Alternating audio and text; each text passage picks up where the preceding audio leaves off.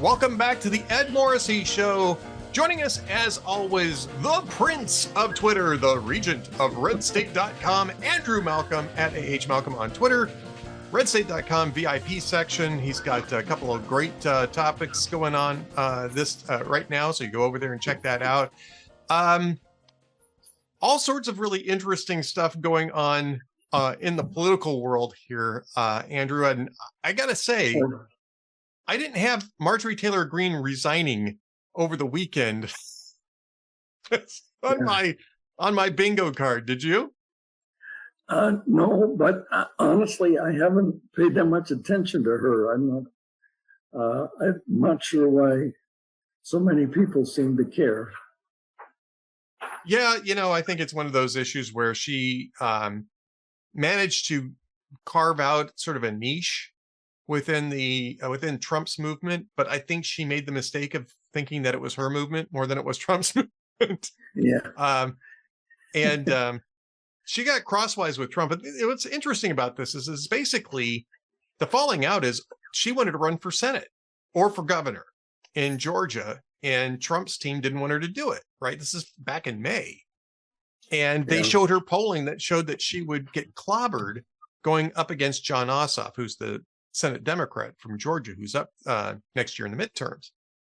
And so they told her that they would support it, and she got really unhappy about that and has been, she showed up on The View 3 weeks ago, almost 3 weeks ago. I think it's I actually think it's exactly 3 weeks ago, talking about how she, now she's got different positions and all this kind of stuff. And that's when Trump started referring to her as Marjorie Taylor Greene. And that's never a good sign. And he said that he was going to endorse whoever ran against her in the primary. And I'm surprised, though, that she gave up. I actually am kind of surprised that she gave up, but she's quitting in January. So they're going to have a special election to fill her seat. But yeah, I mean. Yeah, I guess this is the new mode of politics. Somebody disagrees with you, you basically erase them. Politicians have been disagreeing with each other since Greek times, right? So right. Why pay attention to it? Why call attention to it, and then have a fight over it, and then. I guess he wanted to show he was the boss, and he certainly did. But who knows what's going to happen in the special election? So I don't know. You could have worked it over and brought her back into the fold, I think. But I'm not president. Well, I'm not president. Marjorie Taylor Greene is not going to be president either, because that was one of the other things that came up. Was that Time Magazine reported that she was exploring a run at the presidency, which Marjorie Taylor Greene then sent out an entire essay on Twitter. And I know that you had to have seen this because you are, of course, the Prince of Twitter. Nothing escapes your attention. That's correct. About how stupid this report was, and that she doesn't want to go around having to do fundraising all the time, and she doesn't want to. I'm trying to remember what the exact thing was. I put it up in the final word for tonight, which is Monday night, and something to the effect of that she doesn't want to waste time explaining her position over and over and over again. And I'm thinking, well, if you find that a waste of time, then yeah, probably Congress isn't the right place for you either. So. Yeah, really. Isn't that what's? I remember a politician I was working with one time, and he said, "Oh, I'm so tired of saying this." And I said, about the 18th time you say it, the first person in the audience goes, "Oh." Yeah. And I say, if repeating it, then it bothers you, then, let's give up. Jeez. you certainly don't want to be a parent. It's like, say thank you, say thank you, say thank you. Anyway. It's amazing to me. It's amazing to me because you're right. I think it was Lincoln, right? Was it Lincoln that had one speech for his campaign and he just delivered the same speech over and over and over again? This is, of course, before TV and radio, but where you have to be entertaining as well as substantive. He had one speech. Of course, there was no recording and there were no microphones. But in those days, it was bad form to go out and campaign. You had other people campaign. So, at the convention, he would speak, and maybe at some big dinner. They didn't have Lincoln Day dinners yet back then, but they didn't go out. And then it wasn't McKinley. It was who was the one that died in 1920? Yeah, it was Coolidge. Coolidge took over. It was Warren Harding. Warren G. Harding. Yeah. So Harding, no, it was McKinley. It was McKinley that didn't campaign. He said, if people want to talk, I'll talk. Go out on the porch. So he went out on the porch every afternoon, and his house was some distance from the train station. So on some days there were thousands of people, 2,000 or 3,000 people, walking down the country road to get to his front porch in Ohio, and he would come out and address them, and there would be schlock doctors with their covered wagons selling stuff, and people. So it was kind of like a little carnival atmosphere. But he had people who campaigned for him, but it was like, that's not. Sounds like Fred Thompson. Yeah. Remember that? He shows up in his Gucci shoes at the Minnesota State Fair. Actually, or the Iowa State Fair. No, he was at the Minnesota State Fair too, and I interviewed him briefly at the Minnesota State Fair. And I really liked Fred Thompson. I wish he'd lived a little longer. I think he died too young, but I really liked Fred Thompson. I thought he was a smart guy, but he didn't really want to campaign. He didn't really want to do the block and tackle of a 21st century campaign. He kind of wanted to do a 19th century campaign like McKinley did, which is to, the front porch campaign. It just doesn't work. So, the idea that Marjorie Taylor Greene was complaining about the idea that she had to keep talking about stuff over and over again. It's like, I'm not sure how you got elected 3 times, but what was it? The Godfather said, "This is the life we have chosen. This is the business we have chosen. The business is, if you want to argue for your policies, you're going to have to, actually argue for your policies." And I just found that to be fascinating. And the reason why is that the person that she got crosswise with is a guy who loves to argue about policies, right? It's one of the reasons why I think that Greene ends up on the losing end with Trump. First off, because Trump is just a lot more charismatic than Greene ever was. He's also more rational than she is, but also because he'll argue day, night, and in all points in between. I think the photo op with Zohran Mamdani, which neither one you haven't written about, and I haven't. I actually never did get around to writing about this. But I think it's fascinating because this is exactly who Trump is. He will sit down and argue with anybody. And he will do it because A, he likes it. And B, it makes him look engaging. I want to talk to you about this because I think people really missed what happened with this Zohran Mamdani thing. You take a look. You don't even have to listen to what was being said in there. Mamdani shows up like a kid looking for an autograph from a baseball player.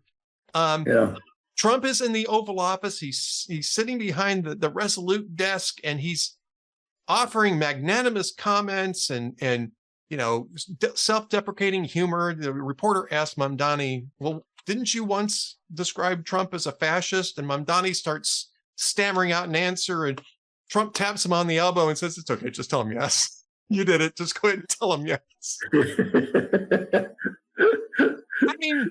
This is what Trump does. And people are saying, "Well, he's he's raising Mamdani up and saying, well, he's got interesting ideas, and we had a great discussion. Tomorrow he can come out and say Mamdani is, the spawn of the devil, and Trump wouldn't care. Either one works for Trump. It just depends on, he's totally transactional in that regard. But I think what it really does too is you've got this guy who is coming up in New York politics, who was the hot new stuff, and the guy who was going to be the answer to, strategy against Trump. Trump brings him into the Oval Office and makes him look like a courtesan almost, right? And honestly, I think that the play here for Trump was A, makes him look good, makes him look magnanimous anyway, but B, also it really sort of defangs Mamdani, because the people who put him in office are the absolutely rabid Trump derangement syndrome fringe, the same people who tried to get Bill Maher off the air because Bill Maher went and had dinner with Donald Trump, and it wasn't even, televised, right? That was a private dinner. And I people are saying on our side are freaking out, going, oh, well, he's giving him credibility. Well, he's not. He's reducing Mamdani's credibility by making him look like a sycophant. Yeah. And it also adds to Trump's image, I think, as authentic. I mean, you don't watch Trump do anything and think he's a fake. If you watch John Edwards do anything, he's always looking at the next person, shaking hands. And you say to yourself, phony, 100% phony. And Trump, Trump is Trump. He's an historic comet, one of those things that comes in the stars across the sky at night, not even every generation. And it's entertaining to watch. He enjoys doing it. He enjoys being watched even more. And it's interesting. I think people will be talking about him for many presidents later. And as a personality, just as a personality. But on top of it, he's fixing a lot of stuff. Yeah. No, I mean, I agree with you on this. It's authentic Trump anyway. This is just who Trump is. Yeah, this is the same guy who was saying good things about Gavin Newsom, and then the next week calling him names again. Yeah. He does not feel constrained by the bounds of consistency. I mean, he really is a transactional guy. It's one of his strengths. It's one of his strengths. It's one of his weaknesses. Yeah, exactly. That's it. And it's one of the things that makes him interesting and unpredictable. Unpredictable is great, gets you more TV. I think it's very helpful with adversaries that they're not sure what you're going to do. You notice that at least in the first term, Putin didn't try any of his funny business. He paused. He hit the pause button because you're not sure what Trump might do. Remember Obama saying that, he had a red line and Syria better not use poison gas anymore on its own people. And they did, and he did nothing. And Putin actually helped him get out of that bind. And Trump said, no, he shouldn't use poison gas ever again. And he did. And the next day, there were, I think it was 59 Tomahawk missiles. One of them broke on the way, but 59 Tomahawk missiles launched at the airbase where the poison gas plane took off and did some considerable damage. And there was Russian equipment there too. So, you want to be careful. Remember, and he took out Soleimani too. Right. And Soleimani, if they knew Soleimani's airplane number, which they did, the American intelligence, and they tracked him going to Beirut, then from Beirut to Baghdad. If they knew that day, they knew it other days, and other presidents did nothing.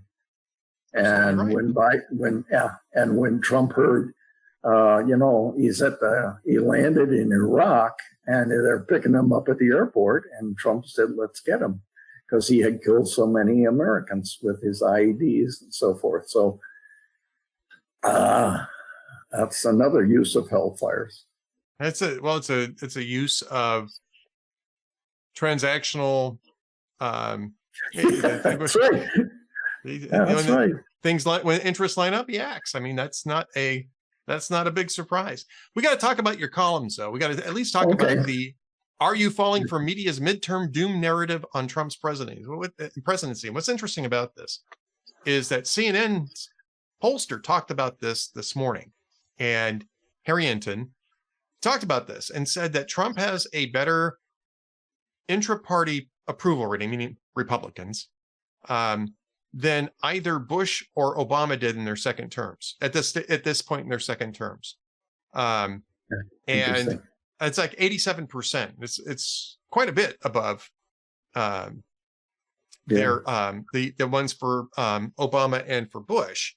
And I think that is very interesting. I think it's something that is not necessarily predictive of electoral outcomes, but I think it's going to have at least some impact on generating enthusiasm when it comes to the midterms. And one of the other things that comes out of this too, and we're going to tie this back into your to your column, is that the GOP, this was last week. It was a story I didn't really pick up much on, but they were saying we really need Trump to be on the campaign trail next year.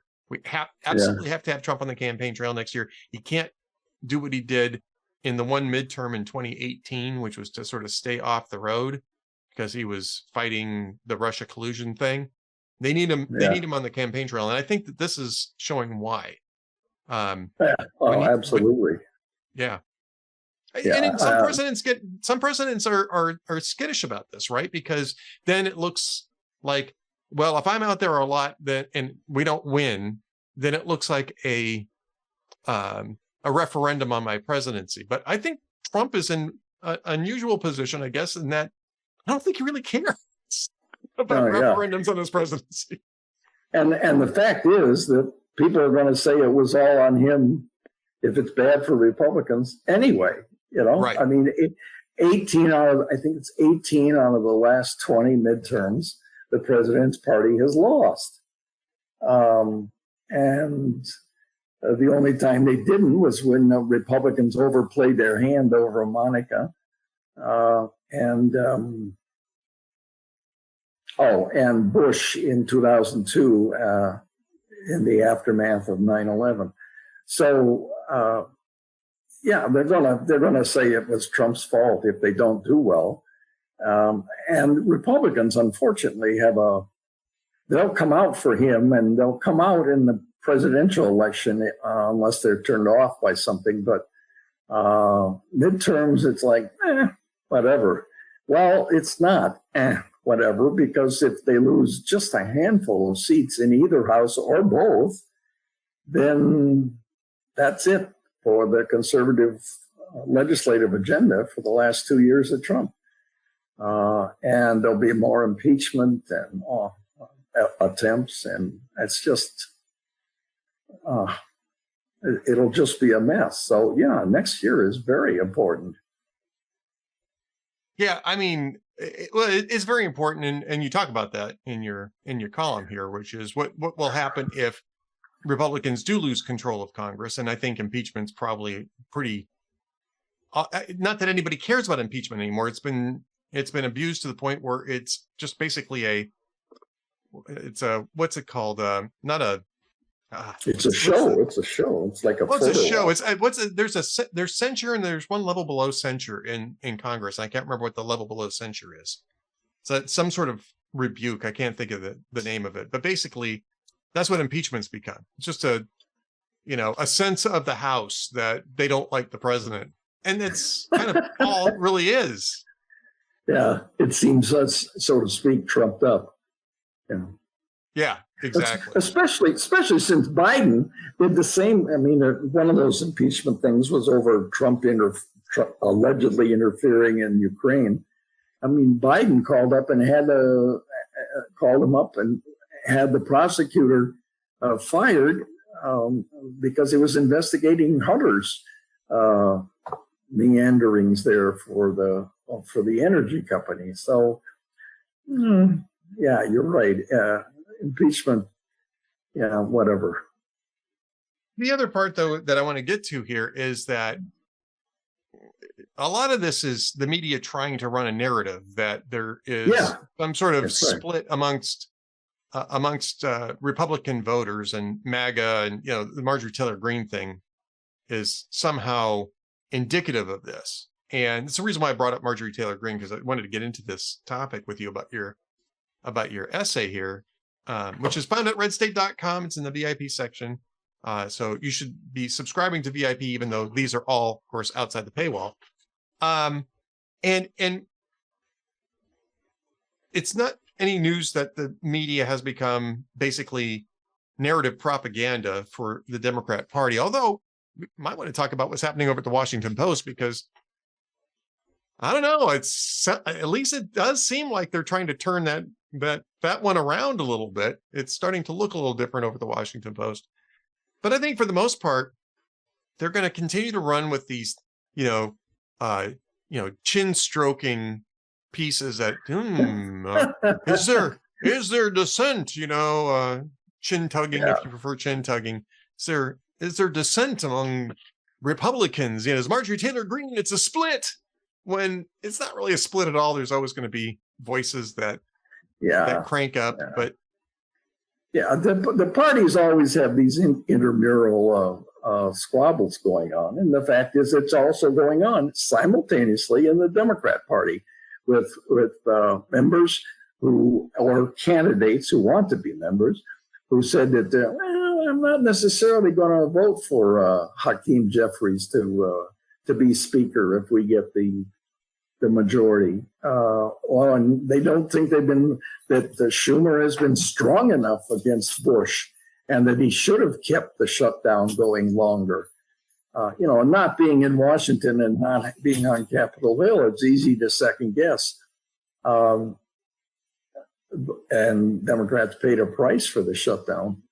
But this split is going on, and I quote one of the House members on that in the column. It's going on in both parties, but it just shows how the media is selective. It's not that media can tell you what to think. Media can tell you what to think about by what they choose to play up. And they choose, of course, to play up anything that is negative for Trump, anything that's negative for Republicans, and they choose to ignore the opposite in the opposite party. So people have to know that, and they have to pick their information sources accordingly. Because if you look at the New York Times and some of these other places, it's a different world than the one that we see. Right. Yeah, it is a different world. Yeah. So and again, you guys got to go over and read the whole essay from Andrew over there. The other essay that you got up there, we can just mention this briefly here, is another big city goes goofier over Donald Trump. The city treasurer in Chicago announced that she's not going to invest any more funds, Chicago funds, pension funds, in the federal bonds because of Trump.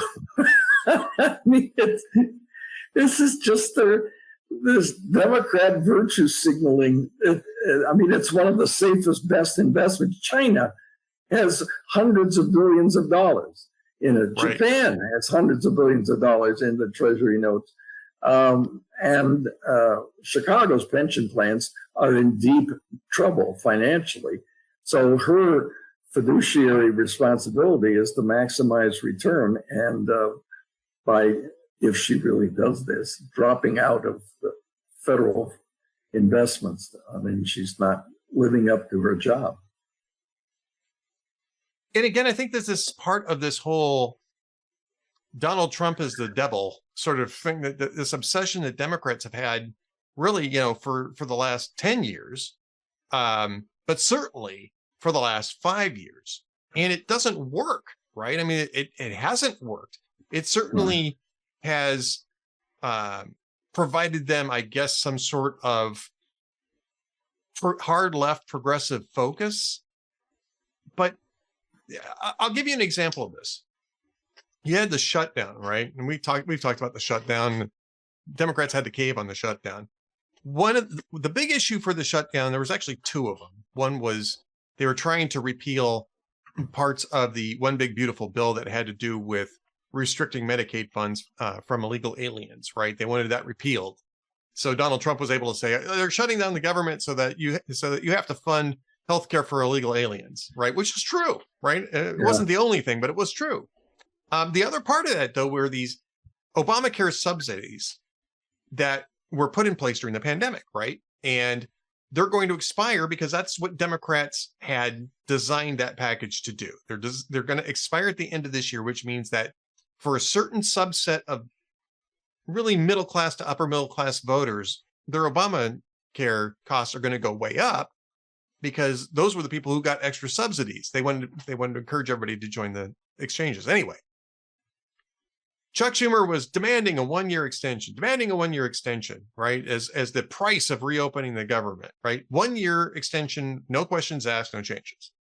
Well, they didn't get it. So then after that, I don't know if you saw this. Did you see the CNBC interview of Hakeem Jeffries with Rebecca Quick?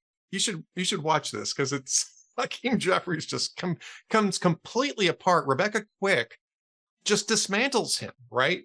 Saying, well, you guys were arguing for a 1 year extension during the thing. Is that your position now? And he couldn't answer the question because they don't really have a position. And what she said to him was, because what it looks like is you're just trying to get these, you're trying to just drive this into basically a stalemate so that the costs go up and you can blame Republicans for it. And he's like, oh, you should be ashamed of making that argument. And she's rolling her eyes on camera. She's rolling her eyes on camera at that and says, why don't you answer the question? Would you support a 1 year or 2 year extension or a 3 year extension? Well, Democrats don't really have a position on this yet. They had 6 weeks of the shutdown to come up with a proposal. They never did. They still don't have a proposal. And this morning, Axios reports that Donald Trump actually has a proposal for it, which is going to be 2 years, a 2 year extension, but more limitations on who's eligible for it. And he wants the money pushed into health savings accounts rather than just money being paid directly to the insurers in the exchanges.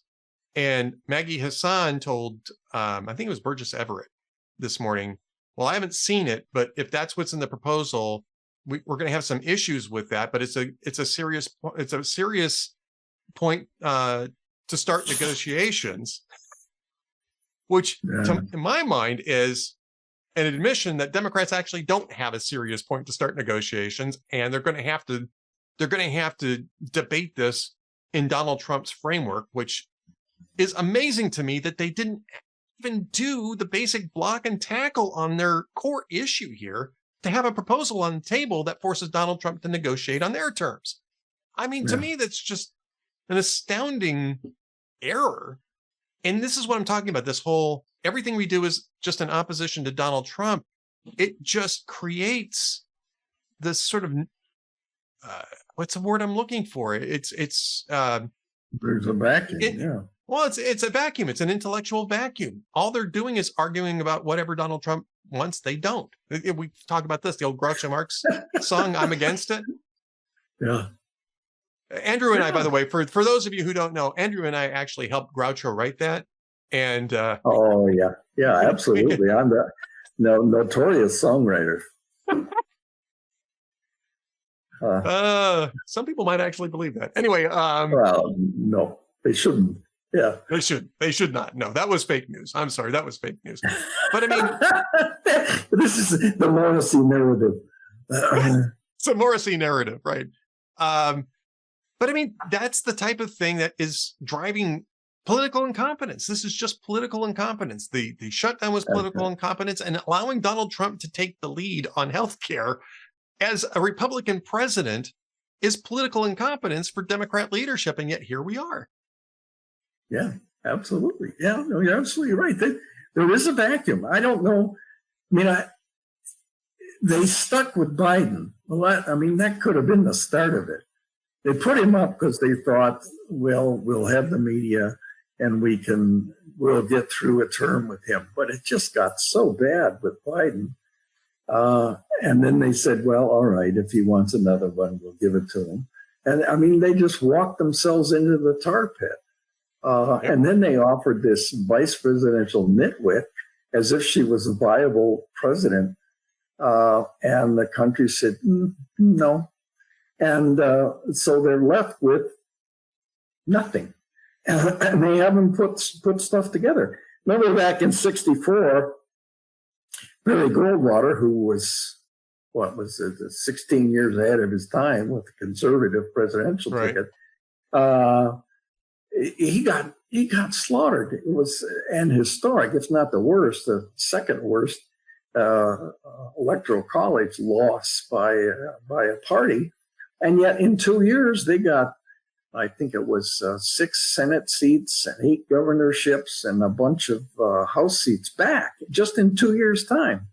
And then, of course, 2 years after that, they started with Nixon, the first of 5 out of 6 presidential wins. So yeah, you can bounce back if you get your act together, but they're not. They're still fiddling around. They haven't even admitted that there was a mistake with Biden. They're still trying to defend it. It's you're right. Incompetence. That's the word I should have used. That's it. That's it. Yeah. Well, that's about it for our podcast today too, except for, of course, the jokes of the week. I do. Andrew, you got a couple of them, right? I do. Yes, I do. A bed slept in by Bill Clinton. These are old ones from late night. Seth Meyers. He said, a bed slept in by Bill Clinton will be sold at an auction this weekend. But before you waste your money, most beds have been slept in by Bill Clinton. Yeah, I like that one. Yeah. And then Jimmy Fallon said, this is seasonally appropriate. Jimmy Fallon said, one of the least returned holiday gifts for women is anti-aging skin cream. So if you're thinking of buying the woman you love anti-aging skin cream, don't.